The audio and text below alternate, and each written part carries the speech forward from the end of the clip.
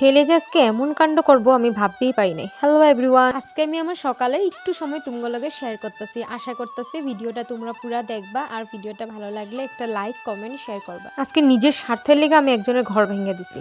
একটা ঘর চাইলে এক নিমিষেই ভাঙা যায়, কিন্তু ওই ঘরটা গইরা তুলতে যে তিল তিল কইরা সেই মানুষটা কত সময় লাগছে সেটা অনুভব করে দেখতে গেলে কিন্তু খুবই কষ্ট লাগে। কিন্তু ওই যে আমরা মানুষ যে আমরা সব করতে পারি। এই যে দেখো, আমার দুয়ারের মধ্যে এক উমর পোকা নিজের ঘর বাঁধছিল, কিন্তু ওই যে আমার স্বার্থ, আমার দুয়ারে তো আমি আর ওরে ঘর বাঁধতে দিতে পারি না। অনেকদিন ধরে ভাবতে ভাবতে আজকে আমি ফাইনালি ঘরটা ওর ভাঙ্গেই দিলাম। উপায় নাই বন্ধুরা, সব সময় তো আর মায়া করলে চলে না, নিজের দিকটাও তো বুঝতে লাগবে। যদি ভাড়া বাড়িতে থাকো আমার মতন এই ভুলটা তোমরা প্লিজ করবা না। তো গাছগাছলা কিন্তু লাগাইবা না গো। আমি এখন যা ভুগদাসি, এক বাড়ির থেকে আরেক বাড়ি আইতে আমার জন্য এক গাড়ি মতন শুধু গাছে টপ আর ফুল গাছে আনতে লাগে।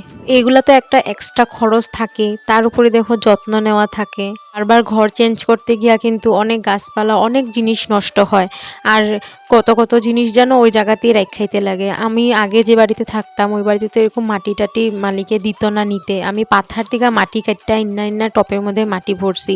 তো ওইখানে আমার এক বস্তা মাটি আমি ওইখানে রাখাইছি। আরও বহুত সুন্দর সুন্দর বড় বড় গাছ যেগুলো একদম বড় বড় ফুল হইতো, তো ওগুলা তো আমি আর আনতে পারি নাই, ওগুলা ওইখানে রেখেছি। জানি না গাছগুলি ভালো আছে না নষ্ট হয়ে গেছে গা, তো মনে বহুত কষ্ট লাগে। তো এটার লিগে আমি এখন আর গাছ বেশি বাড়াম না, যে কয়টা আছে এগুলোরই ভালো করে যত্ন করে রাখো। আর নিজের বাড়ির কথা ওইটা তো আমার কপালে নাই বন্ধুরা, এতটুক সামর্থ্য নাই যে আমি নিজে একটা বাড়ি করব। আর এদিকে দেখো আমার ছেলের কাণ্ড, সকাল সকাল আমি কাজ করতেছি দেখা চুপচাপ চা বানিয়ে নিয়ে এসে।